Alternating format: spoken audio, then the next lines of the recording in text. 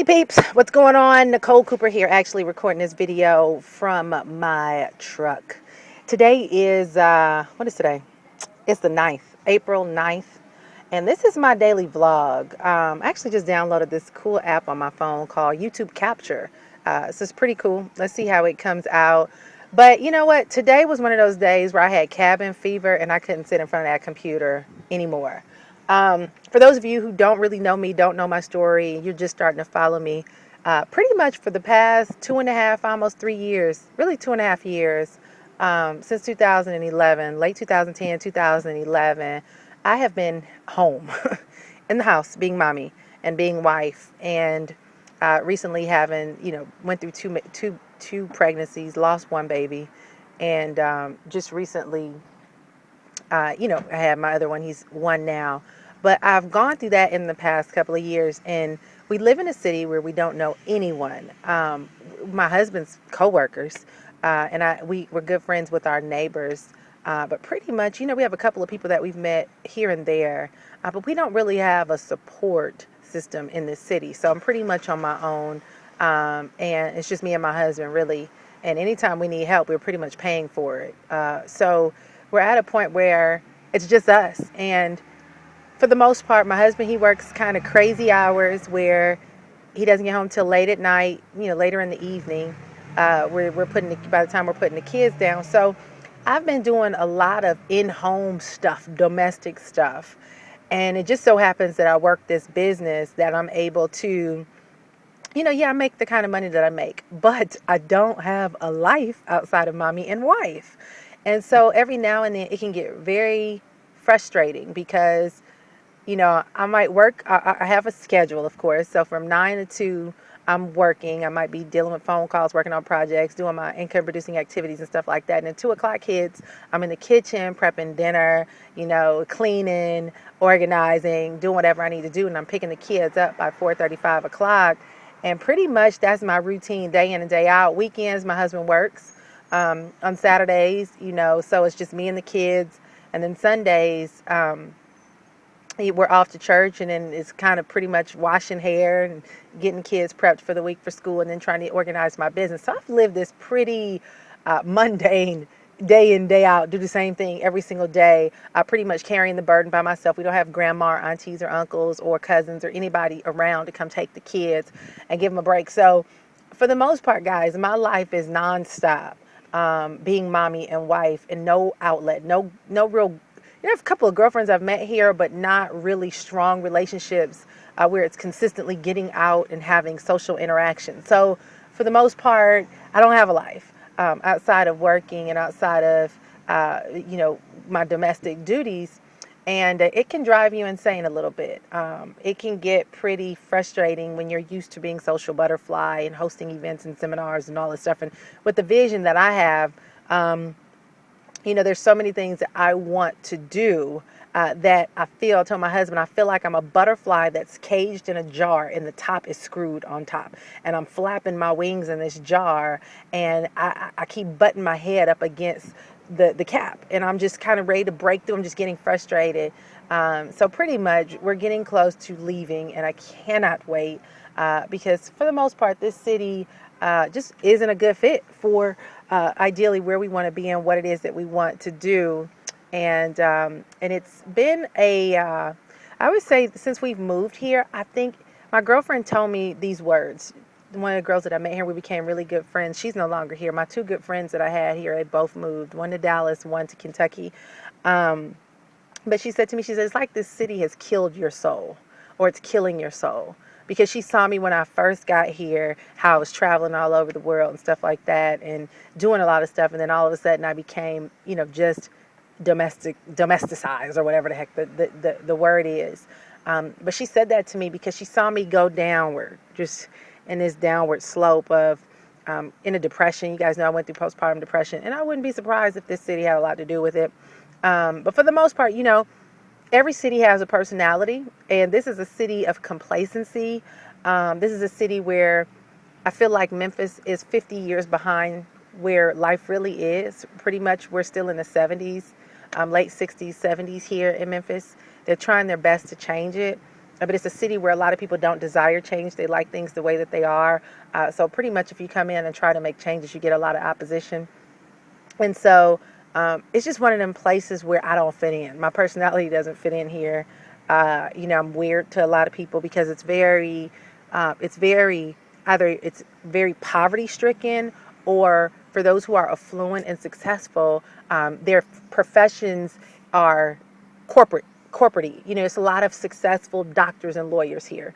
And so there's really no entrepreneurial circuit. They're trying to get one going. I've really plugged in and connected to a great entrepreneurial circuit here that I do a few things with. But for the most part, the city doesn't really support it. It's a weird place. So anyway, I got cabin fever today. I said all that to say I got cabin fever today, and I had to get out the house. I was sitting at my desk trying to work, and my body was like, sunlight, sunlight, sunlight, get out the house, get out the house.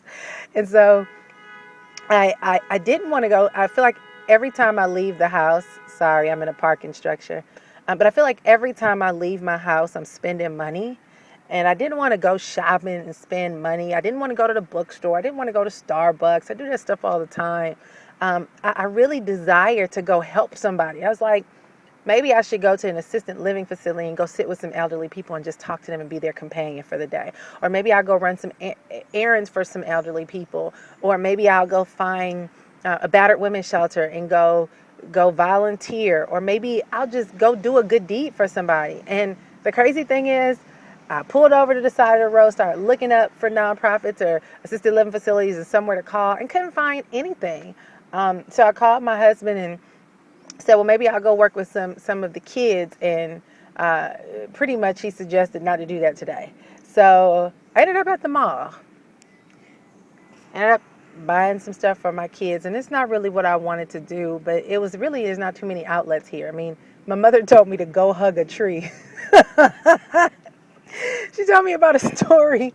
And she said, well, go hug a tree. So I started laughing. There's a really good story behind it, but I said, Mama, I'm not going to no parks to hug no trees. So anyway, I'm just being transparent with y'all because it's like people look and say, well, you're making money. Your life is perfect. You should be happy.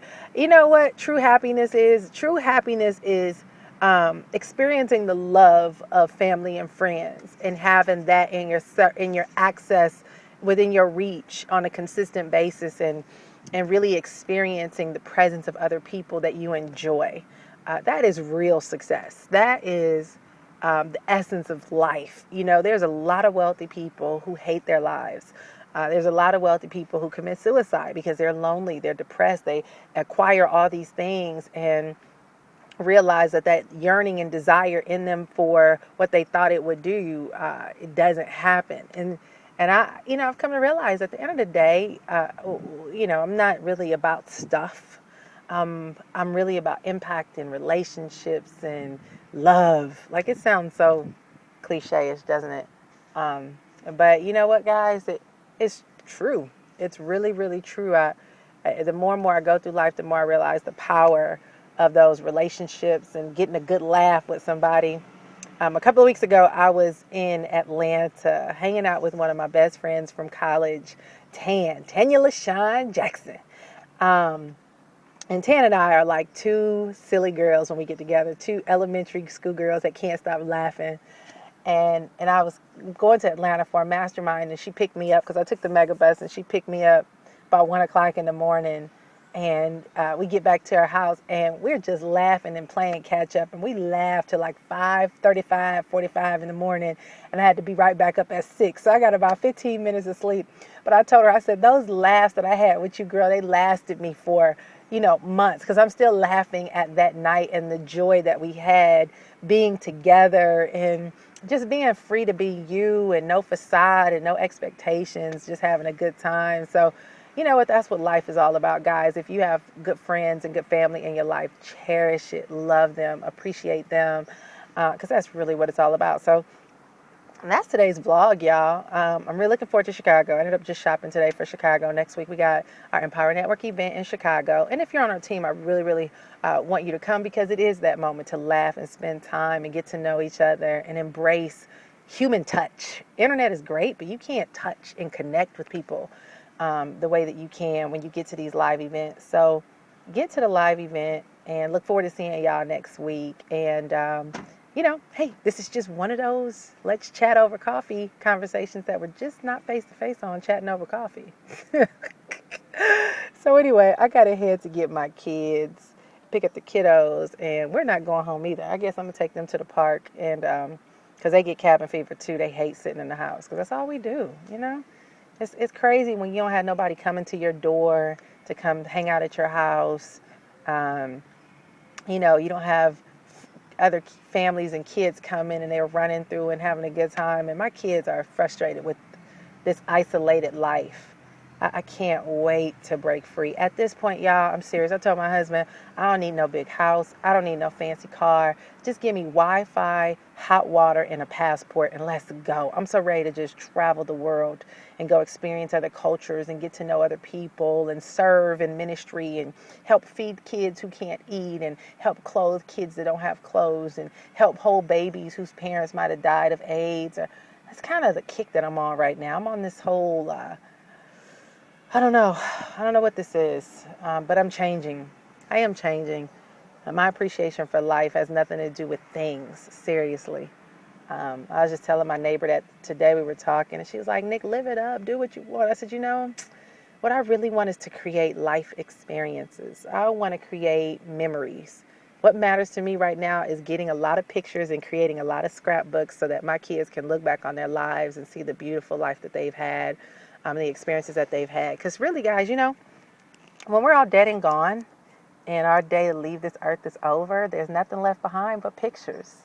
That's why I love taking a lot of pictures and stuff like that. Those who know me know I always have a camera. So anyway, I'm having my whatever moment this is with y'all. And hopefully it is a good way for y'all to get to know me. I'm kind of sharing. Y'all are my friends in Memphis. Oh, it's so crazy. My mother's like, don't you got some friends? But I've met people, but for some reason I don't click with this city. I don't know. Maybe it's me. Maybe I'll discover what I've missed when I leave this place. But for now, I won't miss it when we leave based on what I've experienced. Counting down the days. And at this point, I think it's about 49 days left until we say deuces, Memphis. See ya, and I wouldn't want to be ya. Anyway, y'all, it's a long video. Another day in mommy duty. And I'm going to wrap this up. Peace.